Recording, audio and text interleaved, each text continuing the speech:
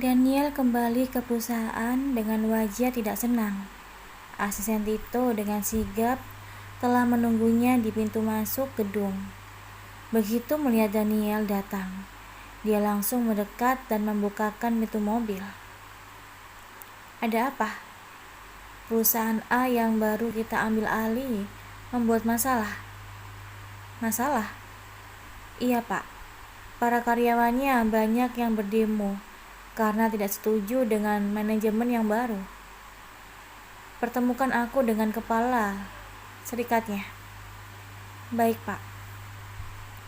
Tito membimbing Daniel untuk masuk ke dalam perusahaan. Di depan lift, Daniel menghentikan langkahnya. Sepertinya dia tahu bahwa masalah ini akan memakan waktu lebih lama. Suruh orang untuk mengawasinya. Mengawasi siapa, Pak?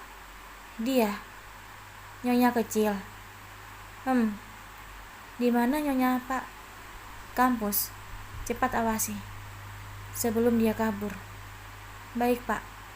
Laporkan segala tingkah lakunya secara berkala. Baik, Pak.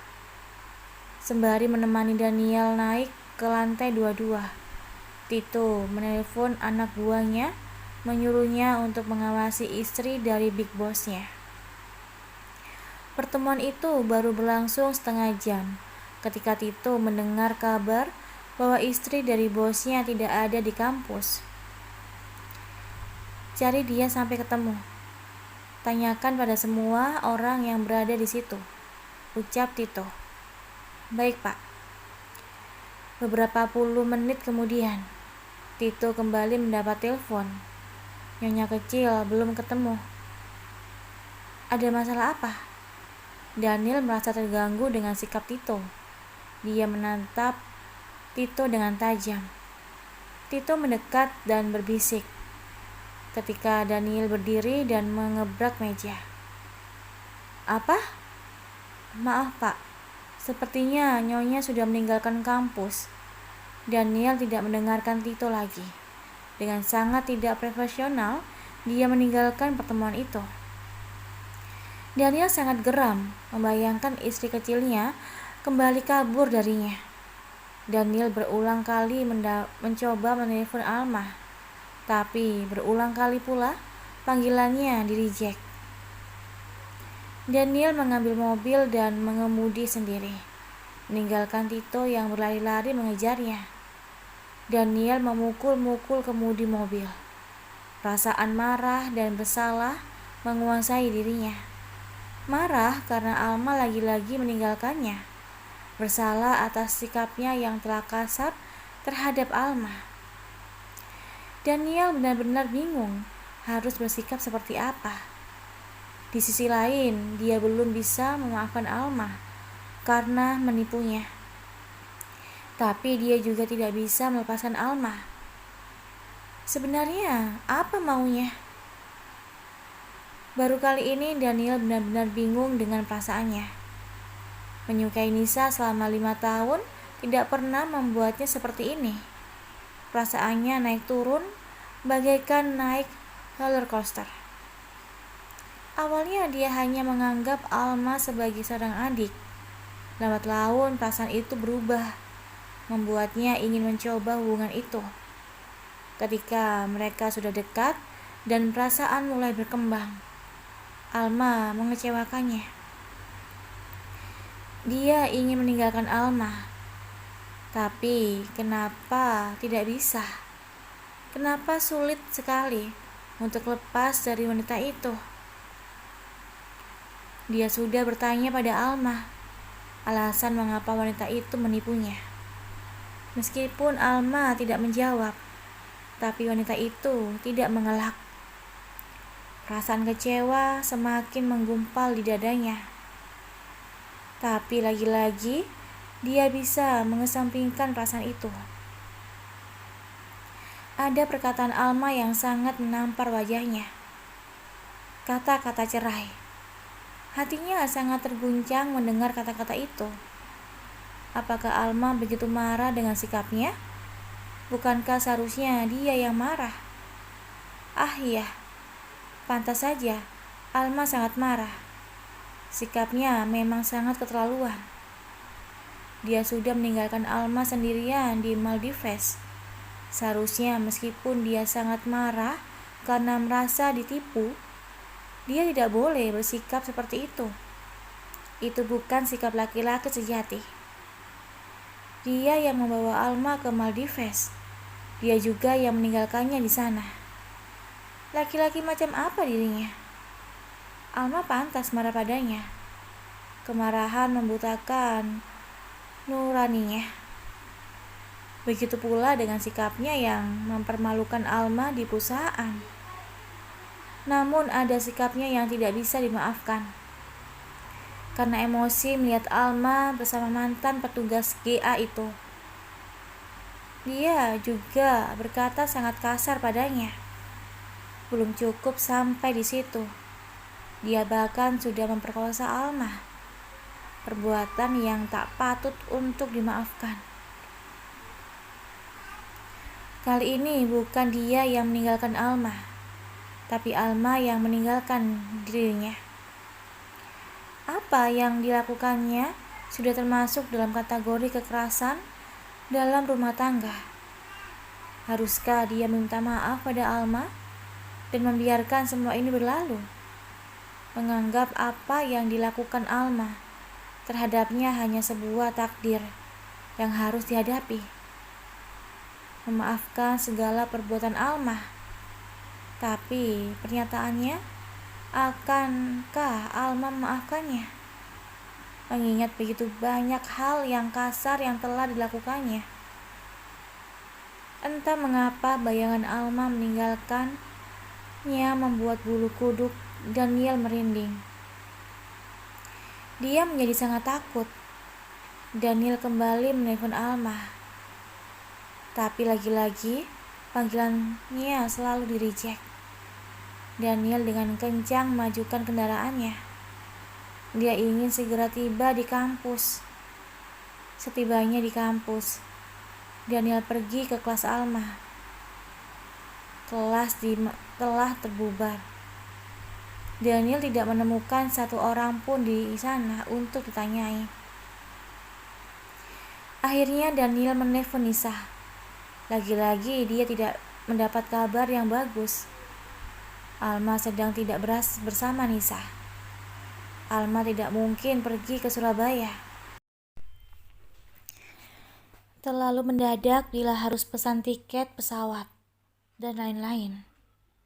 Daniel mengirim pesan, berharap Alma membalasnya.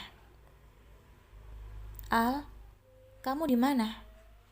Angkat teleponku, Al. Jangan membuatku khawatir. Al, aku tahu kamu marah. Aku minta maaf atas sikap-sikapku. Al, aku akan mengabaikan semuanya. Aku yakin kamu punya alasan bagus untuk semua yang kamu lakukan. Aku memaafkan kamu, Al. Maafkan aku, Al. Maafkan sikap-sikapku. Aku bersalah. Kamu di mana, Al? Puk, puk, puk. Ketika tengah mengetik pesan, ada seseorang yang menepuk punggung Daniel. Pria itu menoleh untuk melihat siapa orangnya. Daniel melihat seorang wanita muda berdiri di depannya. Mungkin seumuran Alma. Daniel menatap wanita itu dengan bingung. Kakak yang tadi nganterin Alma ya? Iya, kamu temannya Alma? Daniel balik bertanya dengan antusias. Iya kak, aku teman sekelasnya, dia. Kamu tahu Alma kemana? Aku sih gak tahu dia kemana kak, tapi tadi aku lihat dia dijemput oleh ibu-ibu bule gitu, Kak. Thank you, Grill. Daniel segera ngacir, meninggalkan Firda yang belum puas bercakap-cakap dengannya. Daniel berlari menuju pintu mobil. Rupanya si Little pergi bersama ibunya. Mengapa hal itu tidak pernah terpikirkan olehnya? Daniel senyum-senyum sendiri. Di dalam mobil, Daniel segera membuka ponselnya. Dia sudah mengirim pesan yang menurunkan harga dirinya sebagai pria. Dia menggibah-gibah agar Alma memberitahu keberadaannya. Dia harus segera menghapus pesan itu sebelum Alma membacanya. Dia sudah tahu keberadaan Alma, jadi dia tidak perlu mengirim pesan minta dikasihani seperti itu. Dan terlambat. Alma sudah membaca pesannya. Pesan itu tidak bisa ditarik lagi. Laki-laki bodoh. Daniel mengumpat-ngumpat dirinya sendiri. Daniel tetap berdiam diri di mobil, menunggu Alma membalas pesannya. 1 menit, 5 menit, 10 menit berlalu. Namun, Alma tak kunjung membalas pesannya. Padahal, wanita itu sedang online. Daniel merasa tidak punya muka. Dia tidak bisa membiarkan hal ini terjadi. Sepertinya dia harus segera pergi ke rumah ibunya dan membawa paksa istri liciknya itu pulang. Daniel tiba di rumah ibunya ketika hari sudah menjelang siang. Dia memarkir mobilnya asal-asalan dan bersiap-siap memasuki rumah. Ketika langkahnya sudah mendekati pintu, ada 2 orang yang berpakaian hitam yang menahan tubuhnya. Apa-apaan ini? Maaf, Tuan Muda. Nyonya besar memerintahkan kami untuk tidak membiarkan Anda masuk. Minggir kalian, atau aku pecat. Maaf, Tuan Muda. Kami hanya mematuhi perintah Nyonya besar. Berani-beraninya kalian. Daniel mendorong tubuh 2 pria berbadan besar itu. Namun pria itu tidak goyah. Tubuh Daniel juga tinggi dan atletis, tapi tidak setinggi 2 algojo di depannya. Kesal karena keinginannya tidak terpenuhi, Daniel segera menghantam tulang rahang pria tersebut. Buk! Pria itu tersungkur, namun masih bisa bangkit. Maaf Tuan Muda, kami tidak ingin menyakiti Anda. Tolong Anda bisa segera meninggalkan tempat ini, ucap pria kedua. Daniel masih tidak puas. Dia juga menghajar 2 pria kedua yang juga tidak memberikan perlawanan. Daniel, berhenti. Suara Mami Cat menghentikan Daniel. Mami berdiri di tengah pintu dengan tangan dilipat di dada, menatap Daniel dengan gusar. Mam, izinkan aku masuk. Aku harus bertemu Alma. Daniel mendekati Mami. Tapi begitu jaraknya dan Mami tersisa 2 meter, lagi-lagi para bodyguard menghadangnya. Kamu tidak berhak menemui dia. Biarkan dia bersama Mami. Mami akan menjaganya dengan baik. Pulanglah. Mami Cat berkata dengan dingin. Mam, Daniel, mungkin kamu tidak mencintainya, tapi tidak seharusnya kamu memperlakukannya seperti ini. Mami sangat kecewa padamu. Mami Cat masuk ke dalam rumah, tidak menghiraukan Daniel memanggil-manggilnya. Daniel tercengang. Pikirannya bertanya-tanya, mengapa ibunya bisa berkata seperti itu? Apakah Alma menceritakan semua perbuatannya? Kalau seperti itu, sepertinya akan lama untuk membujuk ibunya. Ibunya paling tidak suka bila ada laki-laki yang menyakiti perempuan, baik itu secara fisik ataupun non-fisik, dan dia melakukan keduanya. Dia menyakiti hati Alma dan juga tubuhnya. Daniel mengacak-acak rambutnya. Pikirannya sangat bingung. bagaimana caranya agar dia bisa bertemu dengan Alma dan membawanya pulang. Haruskah dia bersabar untuk beberapa hari ke depan, menunggu Alma memaafkan dan pulang dengan sendirinya? Akankah Alma mau kembali bersamanya lagi? Hari itu Daniel memutuskan untuk mengalah. Mungkin hari ini dia kalah, tapi dia pantang menyerah. Besok dan besoknya lagi, dia akan kembali datang sampai Alma mau menemuinya. Daniel kembali ke perusahaan. Meskipun dia tidak puas karena tidak bisa bertemu dengan Alma, tapi setidaknya dia lega karena Alma tinggal bersama dengan orang-orang yang sangat dipercayainya. Dalam kondisi uring-uringan, Daniel tetap melanjutkan tugasnya sebagai wakil dirut. Pertemuan yang sempat tertunda kembali ia lakukan lagi hingga mencapai kesepakatan yang menguntungkan kedua belah pihak. Waktu sudah menunjukkan pukul 7 malam. Daniel masih duduk terdiam di ruangannya. Tito bolak-balik melihat jam tangannya. Sepertinya pria itu ingin cepat-cepat pulang. Pulanglah, ucap Daniel. Tapi bos, sudah tidak ada pekerjaan kan? Sudah tidak ada bos. Tapi apakah Anda tidak pulang? Aku akan pulang sebentar lagi. Saya akan mengantar Anda bos. Tidak perlu. Aku akan menyetir sendiri. Pulanglah. Anak-anakmu sudah menunggumu. Kalau begitu, saya pulang dulu bos. Jaga diri baik-baik. Tanpa menoleh Daniel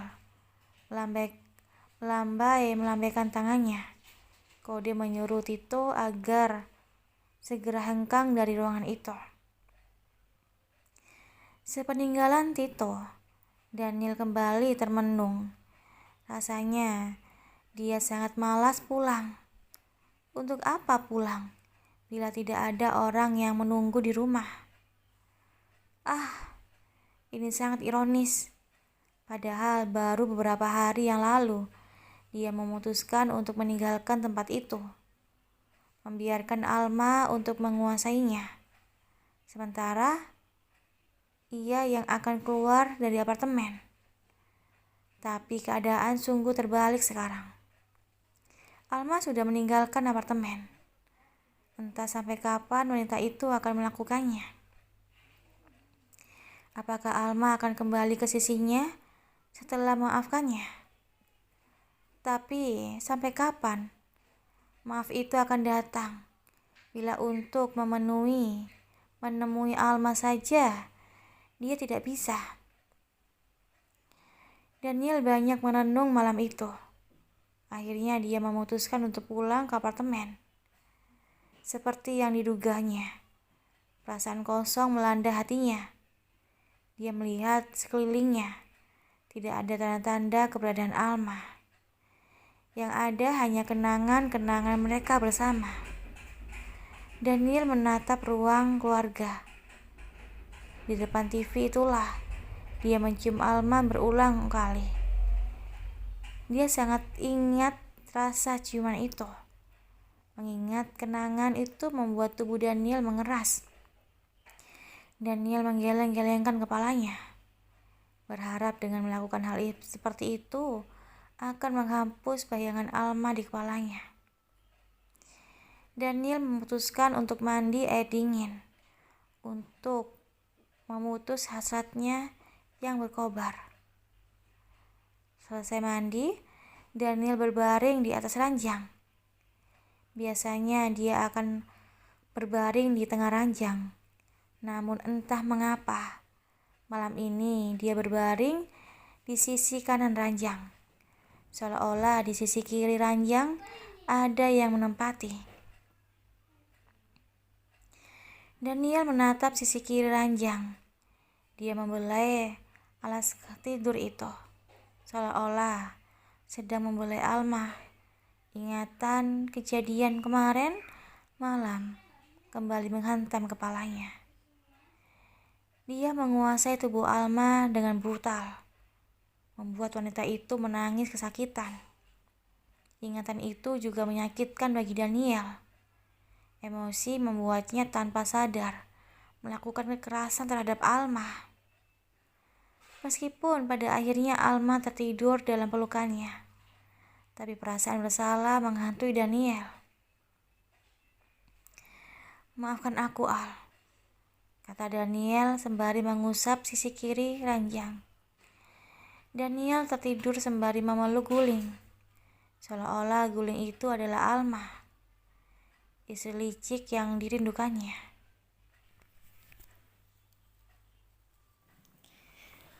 Pagi-pagi Daniel menelepon Tito. Dia menyuruh Tito untuk kembali memeriksa jadwal kuliah Alma.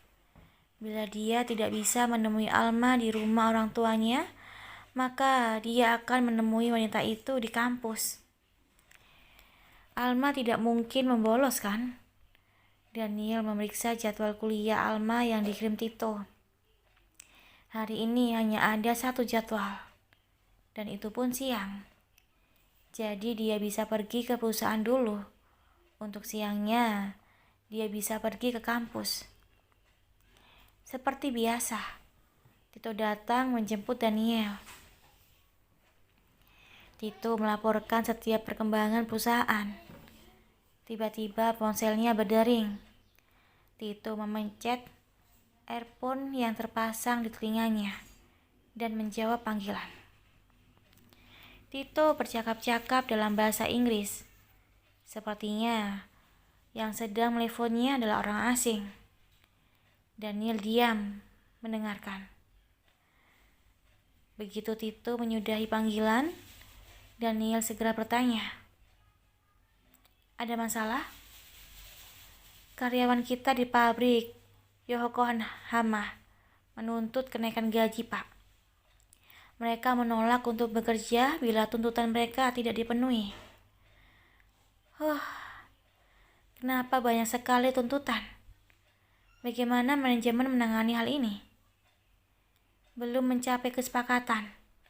Mereka ingin bertemu langsung dengan Anda. Daniel menghela nafas panjang.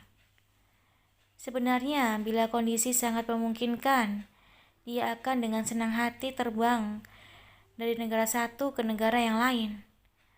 Tapi sekarang, dia sedang ada masalah dengan Alma. Dia ingin segera menyelesaikan masalahnya. Apakah keputusan yang benar bisa dia meninggalkan masalah ini dengan berlarut-larut? Apa tidak ada cara lain selain menemuiku? Tidak ada, Pak. Aksi mogok para karyawan sudah berlangsung selama seminggu. Manajemen sudah berusaha memujuk mereka dengan berbagai cara, namun belum menemukan kesepakatan. Mereka ingin bertemu dengan Anda. Butuh waktu berapa lama? Biar lancar, mungkin 1-2 hari sudah selesai, Pak. Tergantung kesepakatan yang dicapai. Segera siapkan semuanya. Kita berangkat sekarang juga. Baik, Pak.